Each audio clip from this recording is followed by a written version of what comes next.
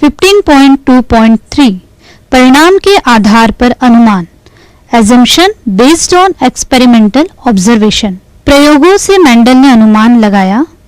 पहला, प्रत्येक लक्षण को दर्शाने के लिए दो कारक फैक्टर होते हैं।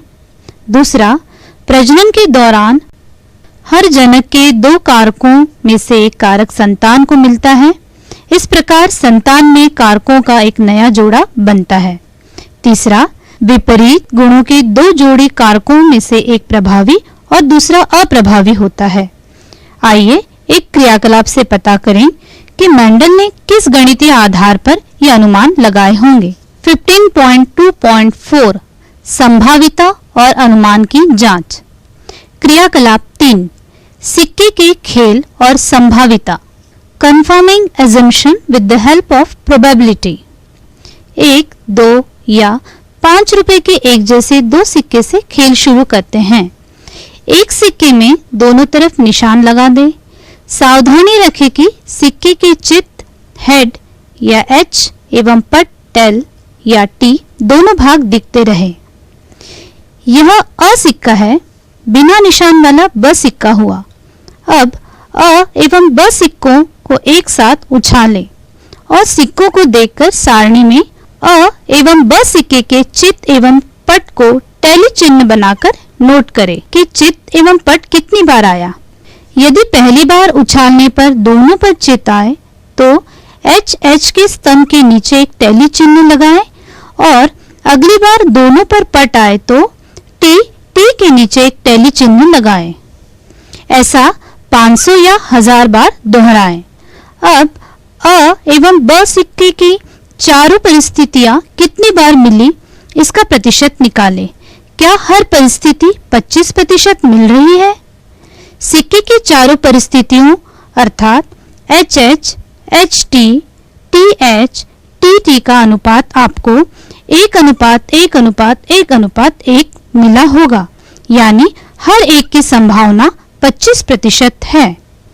अगर आप एक ही सिक्के से खेलते तो चित्त या पट होने की संभावना कितनी होती? ठीक इसी प्रकार मेंडल ने अपने प्रयोगों के अवलोकनों के आधार पर परिस्थितियों का प्रतिशत एवं अनुपात निकाला था। अगर हर सिक्के के चित्त और पट को मेंडल का एक कारक जोड़ा मान ले तो दोनों सिक्कों पर चित्त HH एक साथ आए तो शुद्ध बैंगनी गुण एवं दोनों सिक्कों पर पट TT एक साथ हो तो शुद्ध सफेद गुण है। HT या TH बैंगनी, सफेद या इन दोनों का मिला-जुला रंग दर्शा सकता है। परंतु मेंडल के प्रयोग में हमने देखा कि बैंगनी का प्रतिशत 75 है और सफेद का 25। ऐसा तभी संभव होगा जब HT TH के प्रतिशत को HH के प्रतिशत से जोड़ा जाए, यानी 75% बैंगनी मिलेगा। यानी बैंगनी का एक भी कारक हो तो बैंगनी रंग के फूल पैदा करने वाले पौधे मिलेंगे। इसका अर्थ है कि ये बैंगनी कारक सफेद को दबा रहा होगा। इस बात को जांचने के लिए मेंडल कई विपरीत लक्षणों से प्रयोग करते रहे। बच्चों, मेंडल का नाम तो आपने सुना ही है। इनका पूरा नाम है ग्रेगर जॉन मेंडल। ये आनुवंशिकी के जनक हैं। मेंडल ने आनुवंशिकी से संबंधित बहुत सारे प्रयोग पौधों पर किए और इन प्रयोगों के आधार पर उन्होंने कुछ अनुमान निकाले। जैसे उन्होंने कहा कि प्रत्येक लक्षण में दो कारक होते हैं। प्रजनन के दौरान हर जनक में से एक एक कारक संतान को मिलता है और इस प्रकार से संतान में नए कारकों का जोड़ा बन जाता है। इन विपरीत जोड़ी वाले कारकों में एक कारक प्रभावी रूप से दिखाई देता है तो दूसरा मौजूद होने के बाद भी दिखाई नहीं देता है। जैसे बच्चों, आपने बैंगनी फूल और सफ़ेद फूल वाले मेंडल के प्रयोग को तो देखा ही है। इसी प्रकार से हम यहाँ पर दूसरे मेंडल के प्रयोग को देखते हैं। जब मेंडल ने लंबे पौधे और बौने पौधे इन दोनों के बीच में जब क्रॉस कराया तो पहली पीढ़ी में मेंडल को सभी लंबे पौधे दिखाई दिए, जबकि वहाँ पर बौने पौधे भी मौजूद थे। ऐसा क्यों हुआ? क्योंकि लंबे पौधे के प्रभावी कारक पहली पीढ़ी में दिखाई दिए, जिसने बौने पौधे के कारक को दबा दिया, जिसके कारण हमें पहली पीढ़ी में सभी पौधे लंबे दिखाई दिए।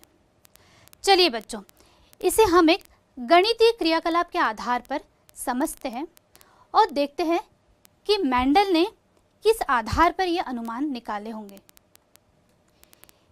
इसके लिए हमें दो एक जैसे सिक्कों की आवश्यकता होगी। जैसे यहाँ पर मैंने 2 रुपए के 2 सिक्के लिए हैं। इस प्रकार से एक सिक्के में दोनों तरफ मैं एक काला निशान बना दूंगी और हमें निशान इस प्रकार से बनाना है कि सिक्के का चित और पट भाग हमें स्पष्ट रूप से दिखाई दिए। इस प्रकार से ये हमारा अ सिक्का हुआ और इसी प्रकार से जो बिना निशान वाला सिक्का है ये हमारा ब सिक्का है। साथ ही बच्चों, सिक्के का हेड वाला जो भाग है ये लंबे पौधों के कारक को बता रहा है और जो टेल वाला भाग है ये बौने पौधों के कारक को बता रहा है। तो सबसे पहले हम इन दोनों सिक्कों को उछालेंगे और उछालने के बाद हेड और टेल किस सिक्के में कब आ रहा है इसे हम एक सारणी में टेली चिन्ह के द्वारा दर्शाएंगे। तो हम अपना क्रियाकलाप स्टार्ट करते हैं। सबसे पहले इन दोनों सिक्कों को मैं एक साथ उछालूंगी। तो आप देख सकते हैं बच्चों कि जो निशान वाला सिक्का है उस पर हेड आया है और जो बिना निशान वाला सिक्का है उस पर भी हेड आया है, मतलब दोनों तरफ एच एच आया है। तो अब हम इसे एच एच स्तंभ में एक टैली मार्क के द्वारा दर्शा देंगे।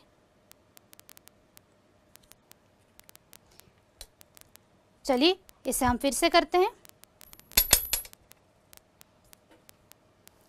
अब हमारा जो अ सिक्का है, निशान वाला सिक्का, इस पर टेल आया है और बिना निशान वाले सिक्के में हेड आया है।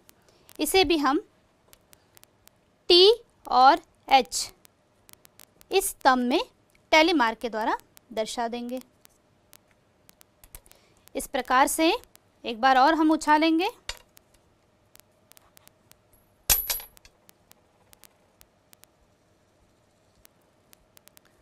अब अ और ब दोनों सिक्कों में टेल आया है, मतलब टी वाला जो हमारा स्तंभ है उसके नीचे हम इसे एक टैली मार्क के द्वारा दर्शा देंगे। इस प्रकार से बच्चों इस प्रक्रिया को हमको कम से कम 500 या 1000 बार दोहराना है। मैं इसे 500 बार करने वाली हूँ। इस प्रकार से दोनों तरफ हेड आया तो हम एच एस स्तंभ के नीचे एक टैली मार्क बना लेंगे। अब अ सिक्के में टेल आया और ब सिक्के में हेड आया, मतलब टी और एच स्तंभ के नीचे हम एक टैली मार्क बना लेंगे।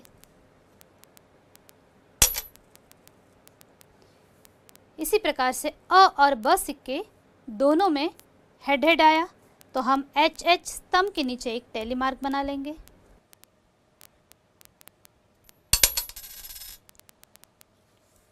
अब अ सिक्के में टेल आया और ब सिक्के में हेड आया, मतलब टी और एच, तो टी एच स्तंभ के नीचे हम एक टैली चिन्ह बना लेंगे। फिर से उछालते हैं इसको और हमें इसे फिर से एक साथ उछालना है।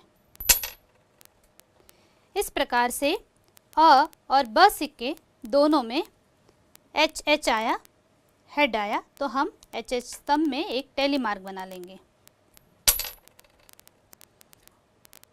फिर से अ और ब सिक्के में अब टी आया, टेल आया, इसलिए टी स्तंभ के नीचे हम एक टैली चिन्ह बना लेंगे।